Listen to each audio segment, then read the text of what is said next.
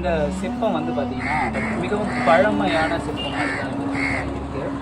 முருகன் சிற்பம் தான் இது. இதை வந்து பார்த்தீங்கன்னா ஒரு மயில் மேலே அமர்ந்திருக்கிற மாதிரி இந்த சிற்பத்தை வடிவமைப்பு பண்ணியிருக்காங்க. இந்த சிற்பமே ஒரே கல்லில் ஒரு 3 அடி உயரத்தில் ஒரே கல்லில் அவ்வளோ அற்புதமாக இருக்குது.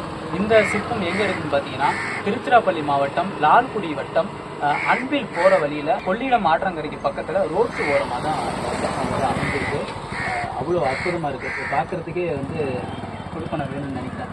பல்லவர்கள் கால கலைப்பாணியாக இருக்க அதிகமாக வாய்ப்பு இருக்குது. மிக மிக மிக மிக பழமையான